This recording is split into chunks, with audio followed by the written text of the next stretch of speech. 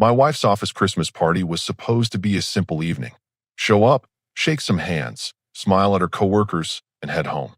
Instead, it became the night her colleagues learned what happens when someone mistakes quiet confidence for weakness. The venue was one of those upscale hotel ballrooms downtown. My wife had been talking about this party for weeks, mainly because her company always went all out. Open bar, decent food, and enough corporate small talk to last a lifetime. I wore my best suit, not because I wanted to impress anyone, but because my wife deserved to have a husband who looked the part. The evening started normally enough. I met her supervisor, chatted with a few people from accounting, and even managed to have a decent conversation with someone from HR about weekend plans.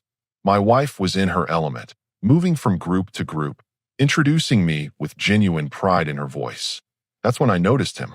He'd been watching us from across the room for the better part of an hour. Tall guy, probably mid-30s, with the kind of build that screamed gym membership and protein shakes. He had this way of standing that took up more space than necessary, arms crossed, chin slightly raised. Classic peacocking behavior. My wife had mentioned him before, always bragging about his weekend adventures, his truck, his hunting trips. The kind of guy who turned every conversation into a story about his own supposed toughness. She'd roll her eyes when she told me about his latest claims, but I could tell some of her female coworkers ate it up. The confrontation started when we were near the bar. I was getting my wife a drink when he approached. No preamble, no polite introduction. "So you're the husband," he said, looking me up and down like I was a used car he was considering buying. "I've heard a lot about you." I handed my wife her drink and turned to face him fully. "All good things, I hope." He laughed, but there was no humor in it. "She talks about you sometimes. Quiet type, right? Works in an office, minds his own business." The way he said it made it sound like a character flaw. My wife stepped closer, clearly uncomfortable. "Maybe we should." "No, let the men talk," he interrupted, not even looking at her. His eyes stayed locked on mine. I was just wondering what kind of man lets his wife work late nights with all these characters around. The nearby conversations started to fade as people picked up on the tension. I could feel eyes turning our way, but I kept my voice level. The kind who trusts his wife and doesn't need to mark his territory at office parties. His face darkened. Territory? This isn't about territory. This is about protection. A real man makes sure his woman feels safe. I took a sip of my drink, letting the silence stretch. "She does feel safe. With you?" He stepped closer, close enough that I could smell the whiskey on his breath. "Look at you. What happens if someone really threatens her? You gonna talk them to death?" The circle of onlookers was growing. I could see my wife's face in my peripheral vision, a mix of embarrassment and something else I couldn't quite read. Her coworkers were watching like this was dinner theater. "Interesting question," I said, setting my drink down on a nearby table. "What did you have in mind?" That's when he made his mistake. He put his hand on my chest and shoved me backward. Not hard enough to knock me down, but hard enough to make his point in front of everyone. "Maybe someone who can actually stand up for her," he said, loud enough for half the room to hear. "Not some pencil pusher who—" I moved before he finished the sentence. Years of self-defense training kicked in without conscious thought. I grabbed his wrist, stepped into his space, and used his own momentum against him. The technique was simple, clean, and devastatingly effective. His feet left the ground, his back hit the marble floor, and the sound echoed through the ballroom like a gunshot. The room went dead silent. He tried to get up immediately, probably more embarrassed than hurt. That's when I made my position clear. I placed my foot on his chest, not enough pressure to injure, but enough to keep him exactly where he was. "You wanted to know what real protection looks like," I said, my voice carrying in the silence. "It doesn't announce itself. It doesn't brag. And it sure as hell doesn't need to prove anything at Christmas parties." He was gasping, both from the impact and from rage. "Get off me, you. I'm not done talking." I pressed down just slightly. "You see, a real man doesn't need to tell everyone how tough he is. He doesn't need to intimidate women at work or challenge their husbands at social events. And he definitely doesn't put his hands on people who haven't given him permission." Security was pushing through the crowd now, but they were taking their time, probably trying to figure out exactly what they'd walked into. "Here's what's going to happen," I continued, looking down at him. "You're going to apologize to my wife for your behavior tonight. You're going to keep your opinions about our marriage to yourself. And you're going to remember this moment every time you think about disrespecting either of us again." I stepped back, allowing him to sit up. He was red-faced, furious, and completely humiliated in front of his coworkers. Instead of taking the graceful exit I'd offered, he chose to double down. "You think you're tough?" he snarled, scrambling to his feet. "Let's see how tough you really are." He swung at me with everything he had. I didn't move out of the way. I moved into it. The counterattack was swift and surgical. I deflected his punch, grabbed his arm, and introduced his face to my knee. The crack was audible throughout the ballroom. He dropped like a stone. This time, he wasn't getting back up. Blood was pooling on the marble floor beneath his broken nose. The silence in the ballroom was deafening, broken only by his labored breathing and the distant sound of someone calling for an ambulance. Security finally reached us, but they moved with obvious caution. Two guys in cheap suits who suddenly looked like they'd rather be anywhere else. The lead guard, a heavy-set man with nervous eyes, approached slowly. "Sir, I need you to step away from him." I was already stepping back, hands visible, posture relaxed. "No problem. He attacked me twice. There are about 50 witnesses." The guard looked around at the crowd of frozen faces, then down at the man on the floor. "What happened here?" Before I could answer, my wife's voice cut through the tension. "He shoved my husband first, then tried to punch him." Her voice was steady, but I could hear something new in it, something I'd never heard before. A woman from accounting nodded vigorously. "That's exactly what happened. This guy," she pointed at the man on the floor, "started the whole thing. Got aggressive, pushed him, then threw a punch." More voices joined in, corroborating the story. Amazing how differently people see things when the dust settles. Half an hour ago, some of these same people were watching like it was entertainment. Now they were eager to distance themselves from the aggressor. The paramedics arrived within minutes. Professional, efficient, asking the right questions. The man on the floor was conscious but groggy, blood streaming from his nose, possible concussion. They loaded him onto a stretcher with practiced ease. As they wheeled him past me, he managed to lock eyes with mine. Even through his obvious pain and humiliation, I could see the rage burning there. This wasn't over for him. Good. Some lessons need reinforcement. The hotel manager appeared, a thin man in an expensive suit who looked like he'd rather be dealing with overbooked rooms than assault charges. He pulled me aside while the paramedics worked. "Sir, I need to understand what happened here." I explained it simply, factually. He pushed me. I defended myself. He attacked me. I stopped him. The manager's relief was visible when I assured him I had no intention of suing the hotel for inadequate security. "We have cameras throughout the ballroom," he said, clearly hoping this would help his case. "Everything should be recorded." "Perfect. Then you'll see exactly what I just told you." While I dealt with the logistics, I watched my wife out of the corner of my eye. She was surrounded by her coworkers, answering their rapid-fire questions with a dazed expression. The woman I'd married was conflict-averse, always looking to smooth things over, find the middle ground. But tonight, she'd stood up for me without hesitation. Her supervisor, a middle-aged woman named Patricia, approached me after the manager walked away. "I owe you an apology," she said quietly. "We all knew he was problematic, but we never imagined he'd do something like this." "Problematic how?" She glanced around nervously. "Comments about the women in the office. Nothing actionable, but inappropriate. Your wife complained to HR twice about things he said to her." This was news to me. My wife had mentioned he was annoying, but she'd never said anything about complaints to HR. I filed that information away for later discussion. "What kind of comments?" Patricia hesitated. "He told her once that if she ever got tired of being married to a soft man, he could show her what a real relationship felt like. Another time, he cornered her in the break room and asked if you knew how to handle a woman like her." The rage that shot through me was white-hot and instant. I had to consciously relax my fists. When did this happen? The past few months. She tried to handle it professionally, didn't want to make waves. But tonight, she looked toward where the paramedics had taken him. "I think we all understand now why she wasn't worried about having you handle it." My wife appeared at my elbow, having extracted herself from the crowd of questioners. "Can we go home now?" The police had already taken statements from multiple witnesses. The hotel security footage would back up everything. There was nothing left to do here except watch the remaining party guests pretend they weren't staring at us. As we waited for the valet to bring our car, my wife was unusually quiet. Finally, she spoke without looking at me. "I never told you about the things he said to me." Patricia mentioned something. I thought I could handle it myself. I thought if I just ignored him, he'd get bored and move on. She turned to face me. I was wrong. The valet pulled up with our car. As I tipped him and held the door for my wife, I could feel eyes watching us from the hotel lobby. Word would spread fast through her office. By Monday morning, everyone would know exactly what happened. You want to know something interesting? I said as we pulled out of the parking garage. He called me a pencil pusher tonight. Implied I was weak because I work in an office. My wife looked at me curiously. What's interesting about that? He works in an office too. Same building as you, in fact. Spends his days in meetings and conference calls, just like me.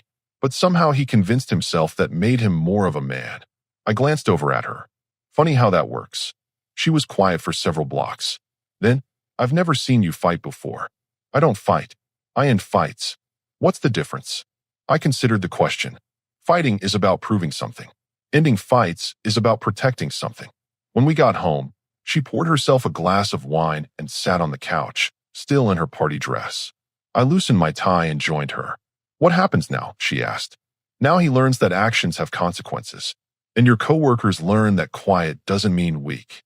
She nodded slowly. I keep thinking about the look on his face when you put your foot on his chest. He was so shocked. He's been living in a world where his size and his mouth made him the alpha. Tonight he discovered he was just the loudest. My phone buzzed with a text message. Unknown number. I showed it to my wife. This isn't over. She read it and looked up at me with concern. Should we call the police? I deleted the message and set the phone aside. Let him make the next move. He's already proven he's not smart enough to quit while he's behind. The truth was, I hoped he would try something. Tonight had been defensive. Next time, I wouldn't need to hold back. Monday morning brought a phone call from my wife's HR department. Professional, polite, but clearly nervous. They needed to speak with both of us about the incident at the Christmas party. I took the afternoon off work and met my wife at her office building. The corporate headquarters was one of those glass towers downtown, all marble lobbies and expensive artwork. We rode the elevator to the 15th floor in silence. The HR director was a sharp-eyed woman in her 50s who got straight to business. We've reviewed the security footage from the hotel, spoken with witnesses, and received the police report. You acted in clear self-defense. She slid a tablet across the table, showing the ballroom's security camera feed. The footage was crystal clear. Him shoving me first. Him throwing the punch. Me ending it efficiently. Even without audio, his aggressive body language was obvious. However, she continued, we need to discuss the broader situation. This incident has brought some other issues to light. That's when the floodgates opened. Over the next hour, we learned that my wife wasn't his only target. 3 other women in the office had filed informal complaints about his behavior over the past year. Comments about their appearance, inappropriate questions about their personal lives, standing too close during conversations. Why wasn't anything done? My wife asked. The HR director shifted uncomfortably. The complaints were vague. No direct harassment. Nothing we could definitively act on. He was careful to stay just inside the line. Until Saturday night, I said. Exactly. Saturday night. He crossed several lines very publicly. They showed us printouts of his social media posts from the weekend. Photos from his hospital bed, claiming he'd been ambushed at a work party. Comments from his friends calling for revenge. Threats barely disguised as tough guy posturing.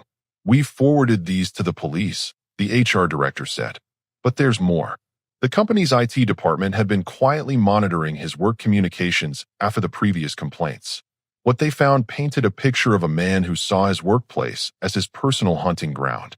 Email threads with male coworkers where he rated female employees. Screenshots he'd taken of women's social media photos, shared in group chats with crude commentary. A detailed list he'd kept of which women in the office were married, single, or available for upgrade. My wife's name was highlighted throughout his communications. He'd been tracking her schedule, noting when she worked late, when I picked her up, when I didn't. He'd even researched me online, screenshots of my LinkedIn profile annotated with dismissive comments about my profession. This is stalking, my wife said, her voice tight with anger. It's definitely harassment, the HR director agreed. And it creates a hostile work environment for multiple employees. The most damning evidence came from his browser history. He'd been looking up information about restraining orders, trying to figure out how to file one against me. He'd also researched assault charges, clearly planning to press charges for the incident. That plan had backfired spectacularly when the police reviewed the hotel's security footage and witness statements. Instead of me facing charges, he was looking at assault charges himself, plus potential stalking and harassment charges based on the evidence HR had uncovered. What's the company's position? I asked. Termination, effective immediately. We're also considering a restraining order to keep him away from the building and company events. My wife looked relieved, but I could see the stress of the past few days in her face. What about the other women he targeted? Are they safe? We're offering counseling services and the option to transfer departments if anyone feels uncomfortable. We're also implementing additional security measures and updating our harassment policies. As we left the building, my wife was unusually quiet. In the parking garage, she finally spoke. I feel stupid. Why? Because I didn't see it. All those months, I thought he was just an annoying coworker. I didn't realize he was planning something. I stopped walking and turned to face her. You're not responsible for his behavior. You reported what you could, when you could, but you saw it immediately. Saturday night, you knew exactly what kind of person he was. I had the advantage of seeing him when he dropped his mask. You had to work with him every day, maintain professional relationships. That's harder. We got in the car and sat in silence for a moment. Then my phone rang. Unknown number again. Don't answer it, my wife said quickly. I showed her the screen. It's not him. It's the detective handling the case. The detective's news was straightforward. They had enough evidence to charge him with assault, harassment, and making terroristic threats. The social media posts and text messages had sealed his fate. His lawyer was already talking about a plea deal. There's one more thing, the detective said. We found something in his car when we executed the search warrant. What kind of something? Photos of your wife leaving work, getting in your car, walking to lunch. Taken over several weeks with a telephoto lens. The rage that had been simmering since Saturday night flared white hot. How many photos? Over 100. Some from inside your neighborhood, too. I looked at my wife, who had gone pale. He was watching our house. Appears so. We're adding stalking charges to the list. After I hung up, we sat in the car processing this new information. My wife was shaking, not from fear, but from anger. He was watching me for months, she said. Planning what exactly? It doesn't matter now. He's done. But what if you hadn't been there Saturday night? What if he'd cornered me somewhere else, somewhere private? That was a thought I didn't want to pursue. He made his move in front of 50 witnesses because he thought he could intimidate me publicly. He was wrong about me, and now everyone knows it. My phone buzzed with a text from Patricia, my wife's supervisor. Just wanted you both to know, word has gotten around the office about what really happened. Everyone's talking about how he'd been harassing multiple women and how you finally put a stop to it. You've got a lot of respect around here. I showed the message to my wife. For the first time since Saturday night, she smiled. So I married the office hero? You married someone who doesn't tolerate disrespect. The hero part was just a bonus. As we drove home, I could see her confidence returning. The man who'd made her workplace uncomfortable was gone. His behavior was exposed, and everyone now knew that she had someone in her corner who wouldn't hesitate to act when it mattered. The only question remaining was whether he'd be smart enough to accept his defeat or stupid enough to escalate further. Given his track record, I wasn't optimistic about his decision-making skills. The next few weeks changed everything about how my wife saw our marriage, her workplace, and herself. It started with small things I hadn't noticed before. She began leaving work exactly at closing time instead of staying late to finish projects. When I asked about it, she shrugged and said she was reevaluating her priorities. Turned out those late nights hadn't been about dedication to her job. They'd been about avoiding him during his usual prowling hours in the office. I didn't even realize I was doing it, she admitted one evening over dinner. I'd schedule meetings earlier in the day, eat lunch at my desk, find reasons to leave the building when he was around. I was managing my entire work life around avoiding one person. The full scope of his harassment became clearer as she felt safe enough to talk about it. The comments about her appearance that she'd brushed off as crude humor. The way he'd positioned himself to block her path in hallways, forcing her to squeeze past him.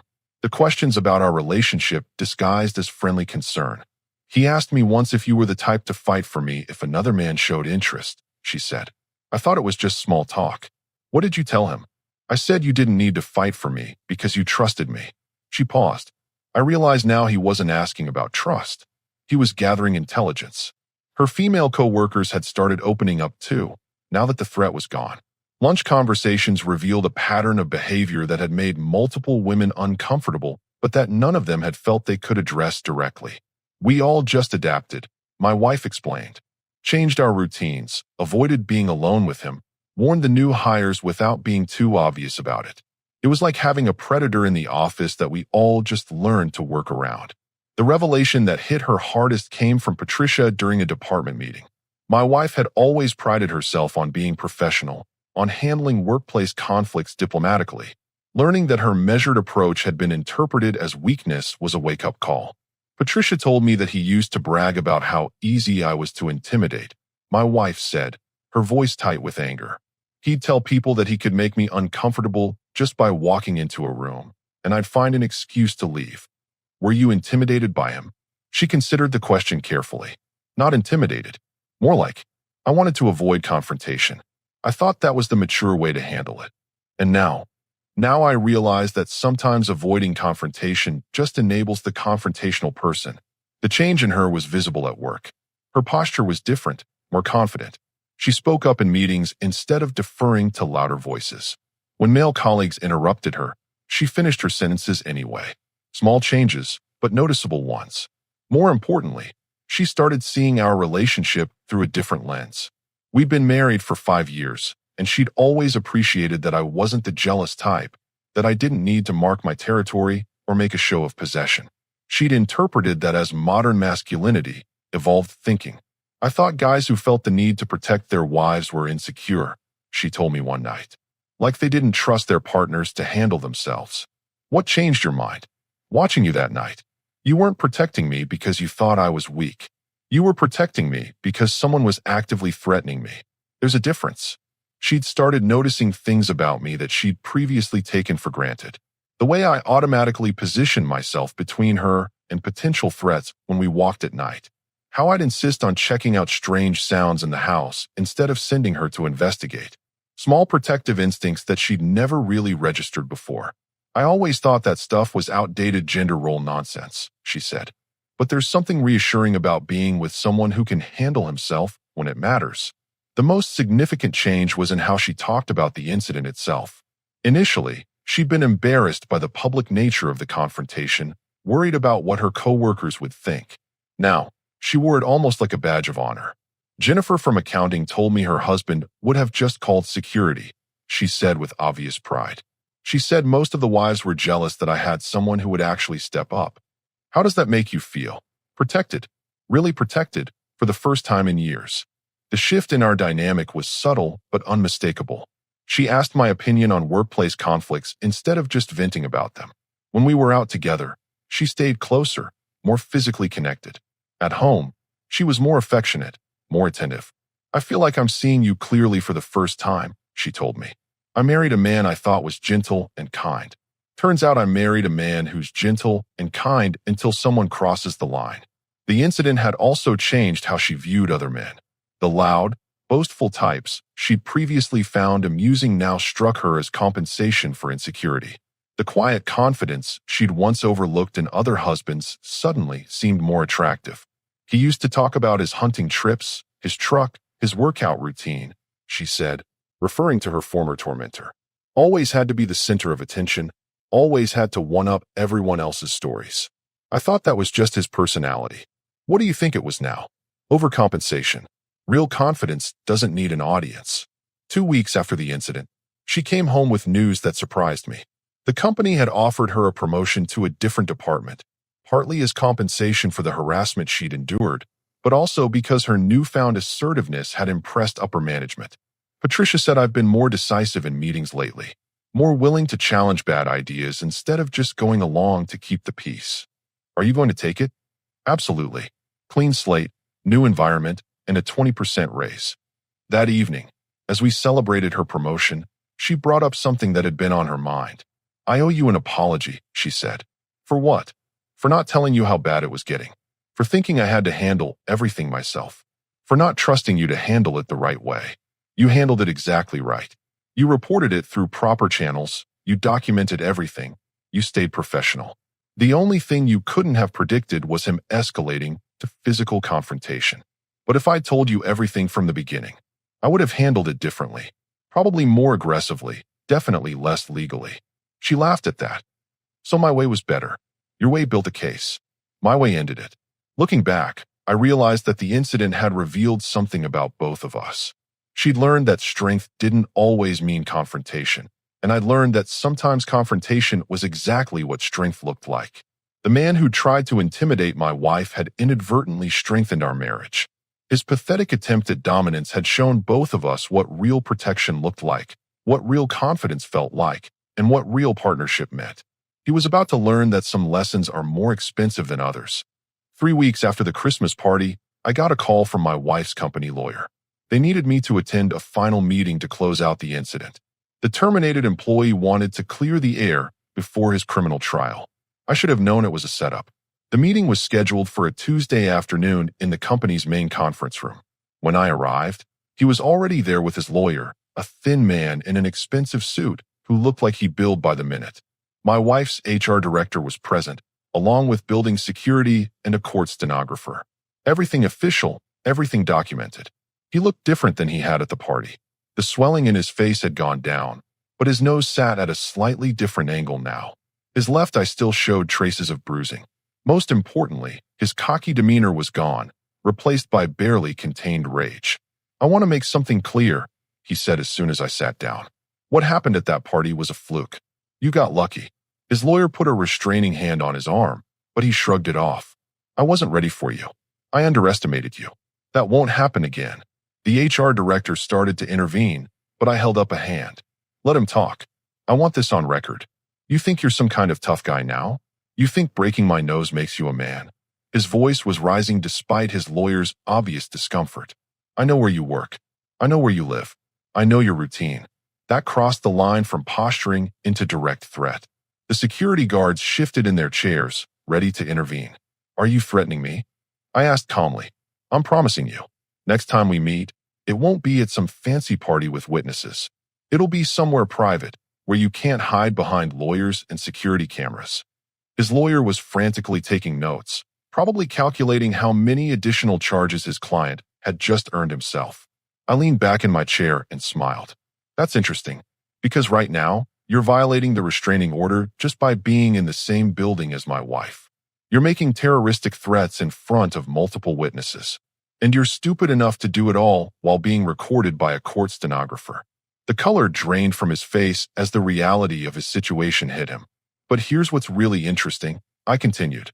"You still think this is about toughness?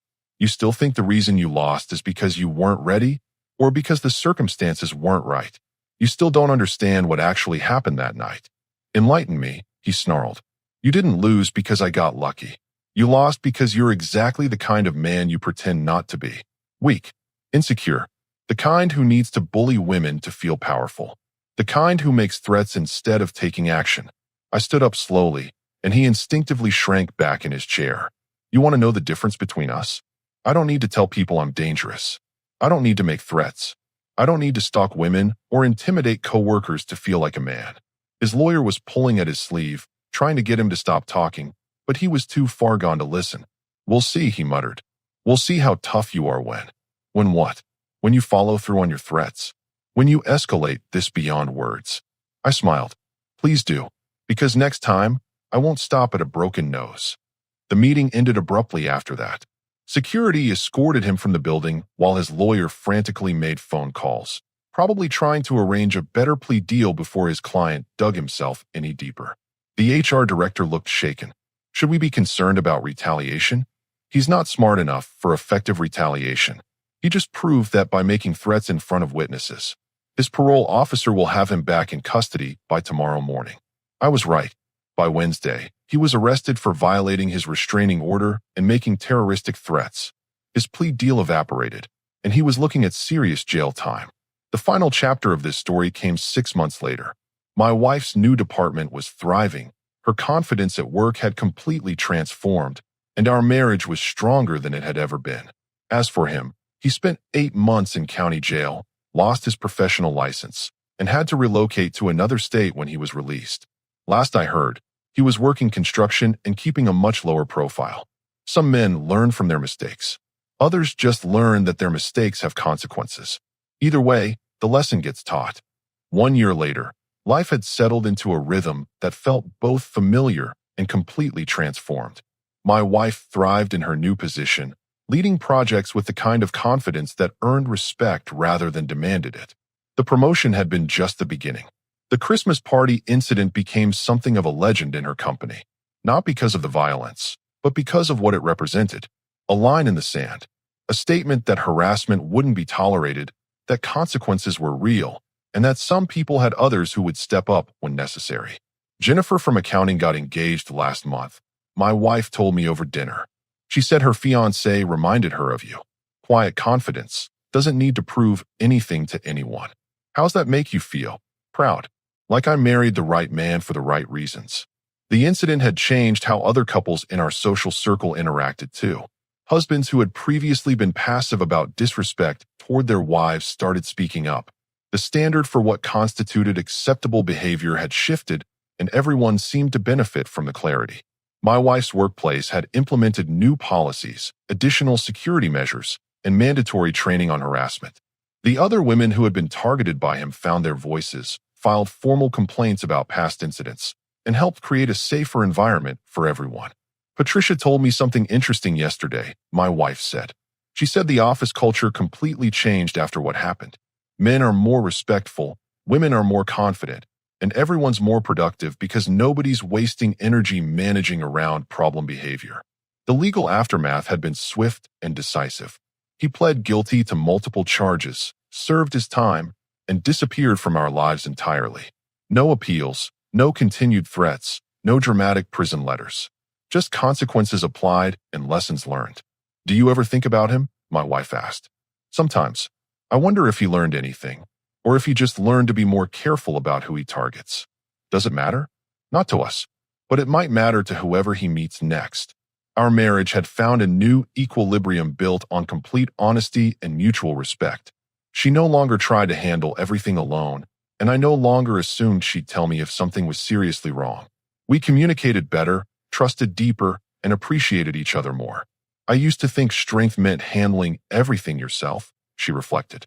Now I know it means knowing when to ask for help and who to ask. The most satisfying part wasn't the victory itself, but watching my wife reclaim her confidence. She spoke differently at work, carried herself with more authority, and never again tolerated disrespect from anyone. The woman who had once tried to manage around conflict now addressed it head-on. Someone new started in accounting last week, she told me. Young guy, fresh out of college. He made some comment about how I must have gotten my promotion through connections rather than merit. What did you do? I looked him straight in the eye and told him that if he ever questioned my qualifications again, he'd find out exactly how I handled disrespect. Then I walked away. How'd that work out? He apologized the next day and asked if I had time to mentor him on the project he was struggling with. That was the real victory, not the broken nose or the jail time or the public humiliation. The real victory was my wife discovering that she didn't need to shrink herself to make others comfortable. She could take up space, speak with authority, and expect respect without apology. The Christmas party incident had become a defining moment for both of us. Not because of what I did that night, but because of what we both learned about ourselves and each other. Some people spend their whole lives wondering what they're made of. We found out in a hotel ballroom on a December evening, and we liked what we discovered. As for him, justice had been served, lessons had been learned, and life had moved forward. The best revenge wasn't the physical defeat or the legal consequences. It was building something better in the space where his toxicity used to exist. Every day my wife went to work confident and unafraid was a victory. Every decision she made from a position of strength rather than fear was a triumph. Every moment of peace in our marriage was proof that sometimes the right response to a bully is the end of the conversation permanently. The man who thought he could intimidate my wife had accidentally given us both exactly what we needed: clarity about who we were, what we were capable of, and what we meant to each other. Some gifts come in the strangest packages.